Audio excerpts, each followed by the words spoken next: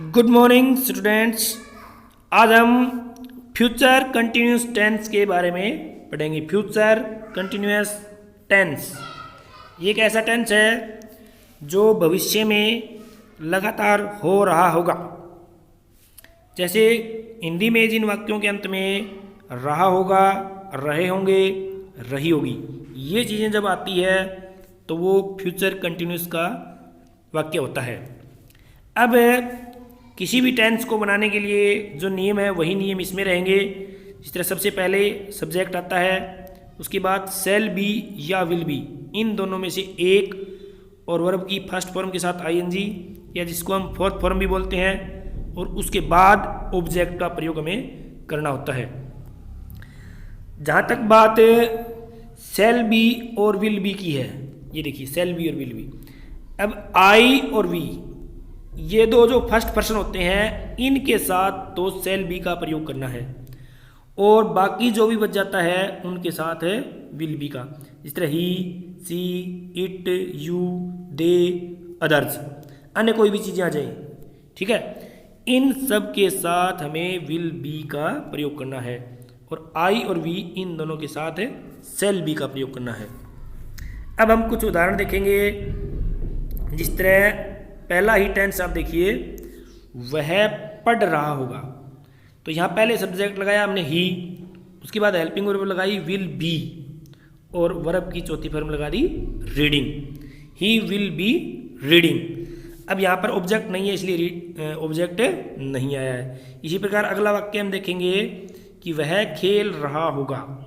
वह खेल रहा होगा तो ही, वह हो गया सब्जेक्ट, और विल बी होगी हेल्पिंग वर्ब, और प्लेइंग होगी वर्ब की फोर्थ फॉर्म या प्ले प्लस आईएनजी।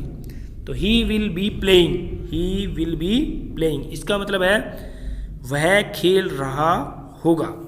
अब अगला वाक्य देखिए आप, इस तरह वह नाच रही होगी, तो सी विल बी डांसिंग, वह नाच रही होगी, सी विल बी डांसिंग। वे दौड़ रहे होंगे, वे दौड़ रहे होंगे, तो दे, यहाँ पर वे की अंग्रेजी होगी दे विल बी रनिंग, वे दौड़ रहे होंगे। अब जैसे राम टीवी देख रहा होगा, तो इसमें सब्जेक्ट हो गया राम, राम के साथ यूज किया हमने will be watching TV, Ram will be watching TV, Ram TV देख रहा होगा।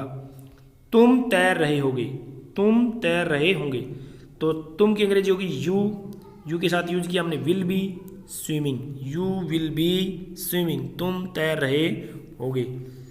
अब इसी प्रकार अगला वाक्य देखिए कि माता जी खाना पका रही होगी, तो यहाँ सब्जेक्ट हो गया mother will be cooking food. अब यहाँ फूड ऑब्जेक्ट आ गया है।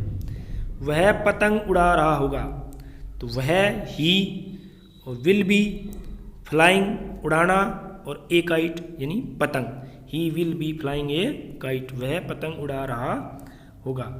अब देखिए हम पढ़ रहे होंगे। अब ये वाक्य देखिए, हम वी आ गया, ये देखिए वी आ गया, तो वी के साथ शैल बी, शैल और बी दो चीज़ें, shall be reading, we shall be reading, हम पढ़ रहे होंगे।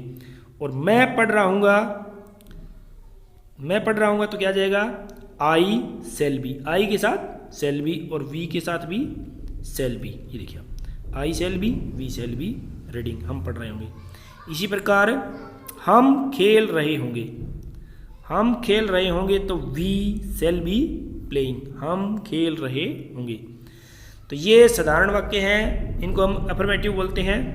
अब अगर आ जाए नेगेटिव, तो नेगेटिव थोड़ा सा आपको बड़ा ध्यान से देखना है, आप थोड़ा सा ध्यान से देख लें कि इसमें गड़बड़ ज़्यादा करते हैं बच्चे।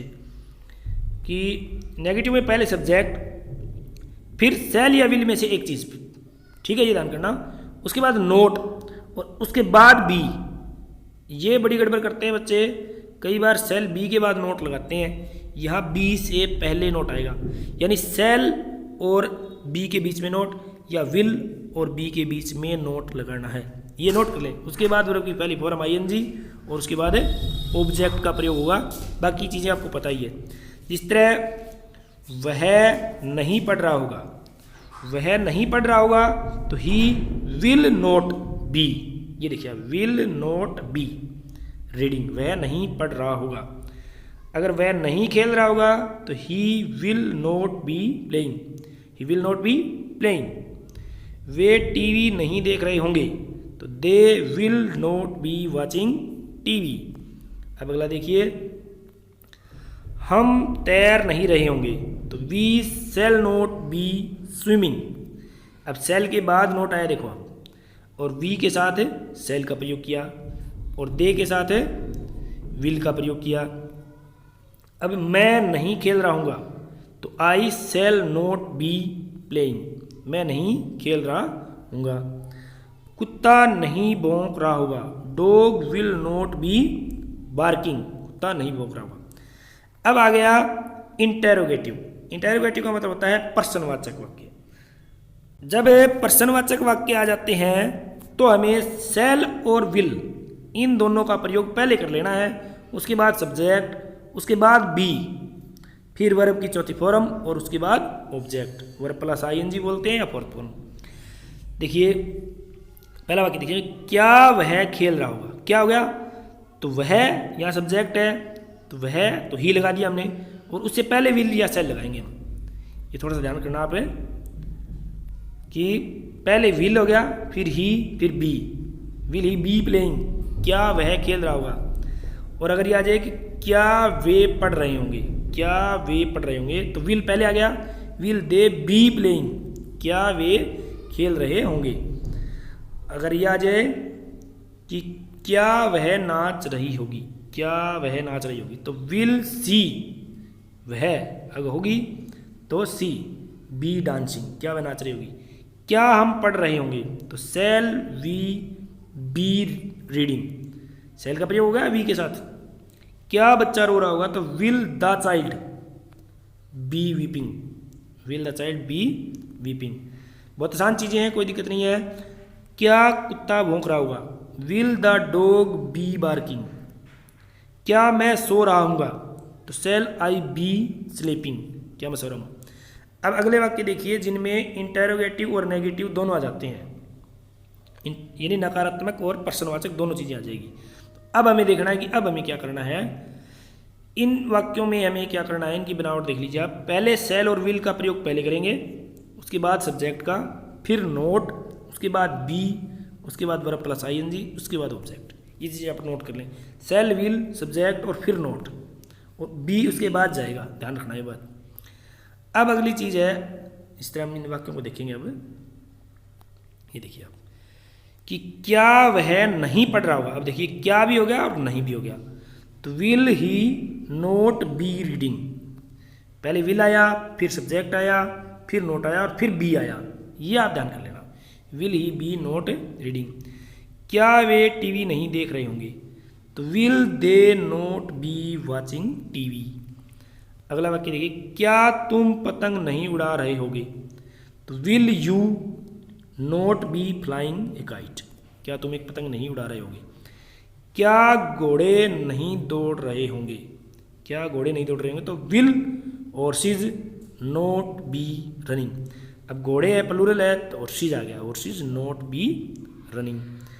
क्या हम नहीं खेल रहे होंगे, तो क्या हम नहीं खेल रहे होंगे, तो shall we not be playing, क्या हम नहीं खेल रहे होंगे। क्या मैं लिख नहीं रहा हूँगा, तो शैल आई नोट बी राइटिंग, क्या मैं नहीं लिख रहा हूँगा। क्या माताजी कपड़े नहीं धो रही होगी, तो विल का प्रयोग है मदर के साथ, will mother not be washing clothes. ये देखिए आप क्लोथ्स।